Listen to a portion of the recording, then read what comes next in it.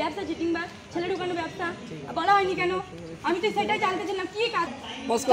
কি বলে আমুক স্টেশনে কি আমি মিটিং করবো? গলিতে গলিতে কি মিটিং করবো না? বান্ধরা আমাকে চুরিছে অন্য মেয়েদের কিছু করে না বলে আমিও কিছু করবো না। না আমার টেম্পার ওদের টেম্পার অনেক পার্থক্য। যাদের শুধু ডায়লগ পলাশ স্যারের 4 লাখ টাকার গাড়ি, 5 লাখ টাকা ইনকাম, 6 লাখ টাকা ইনকাম। তো ইনকামটা হবে না কেন? যে প্রত্যেক ছেলের কাছে 20,000 টাকা করে নেওয়া হয়, 30,000 টাকা নেয়। সুপর্ণা কুণ্ডু বলে একটা মেয়ের কাছে 30,000 টাকা নেওয়া হয়েছে। চাকরি দেওয়ার নাম করে টাকা নেওয়ার অভিযোগে একটি কম্পিউটার সেন্টারে 4 জনকে আটক করল সিউড়ি থানার পুলিশ। অভিযোগ করেন একজন মহিলা। এরপরে সিউড়ি থানার পুলিশ এই অভিযোগের ভিত্তিতে 4 জনকে আটক করে সিউড়ি জেলা আদালতে তোলে। এই 4 জনের মধ্যে 2 জন পুরুষ এবং 2 জন মহিলা। পুরুষ 2 জনের 5 দিনের পুলিশ হেফাজতের দাবি করলে আদালত এদের 2 জনকে 4 দিনের পুলিশ হেফাজতের নির্দেশ দেয়। বাকি 2 মহিলাকে জেল হেফাজতের নির্দেশ দেয় আদালত। আগামী 21 তারিখ এদের আবার আদালতে তোলা হবে। দ্বিতীয় হচ্ছে দেখুন, আমাদের যে এটা অর্গানাইজেশন, এটা একটা অর্গানাইজেশন, আমি কোনো কোম্পানি খুলিনি, ঠিক আছে? এটা হচ্ছে আমাদের একটা ডাইরেক্ট সেলিং অর্গানাইজেশন। এখানে প্রথমত এই ডাইরেক্ট সেলিং অর্গানাইজেশনের সাথে সাথে এখান থেকে কম্পিউটার শেখানো হয়। এখানে একটা ছেলে মেয়ে কম্পিউটার শিখতে আসে, সাথে সাথে সফট স্কিল ডেভেলপমেন্টের ট্রেনিং হয়, ক্লিয়ার? তারপরে কোনো একটা ছেলে মেয়ে এলো, আসার পরে সে কম্পিউটার ক্লাস করতে পারে। কম্পিউটার ক্লাস করে এখান থেকে ক্যাম্পাসিং দেওয়া হয়, সেখানে ক্যাম্পাসিংয়ে যেতে পারে। তাদেরও সেইটুকুই। টাকা পয়সা নেওয়া হচ্ছে, এটা কি টাকা পয়সা দেখুন, আজকের দিনে কি ফ্রিতে কোনো জিনিস হয়? কম্পিউটার শিখতে গেলে তো পয়সা লাগবেই, ঠিক আছে? কম্পিউটার শেখার জন্যই পয়সাটা নেওয়া হয়। কত করে নেওয়া হয়?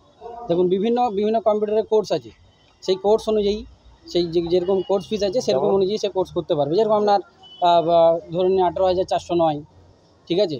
কোথাও হচ্ছে আপনার 15,849, এই যে টোটাল যে কোর্স ফিসগুলো, এবারে যার যেরকম মানে কম্পিউটার ক্লাস পাবে সে সেরকম কোর্স করতে পারবে, ঠিক আছে?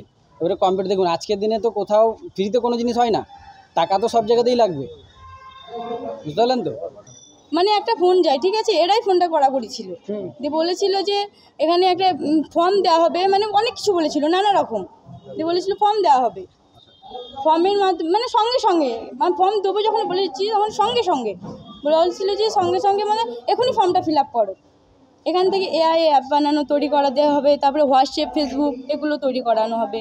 এখান থেকে ইন্টারনেটের বলতে ডাটা এন্ট্রি কাজ দেওয়া হবে। ডাটা এন্ট্রি কিছুই নেই, ছেলে ঢোকানো। কি কাজ করাচ্ছে? ওই তো ছেলে ঢোকানো, ডকুমেন্টস তোলো। কিভাবে 20টা ডকুমেন্টস দেবো?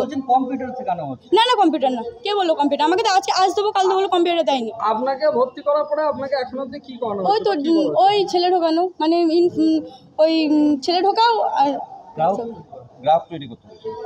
কত টাকা দিয়ে আপনি ঢুকেছিলেন? আমার 17,500 টাকা লেগেছিল। না 17,500 লেগেছিল, তো 100 টাকা আবার লেগেছিল।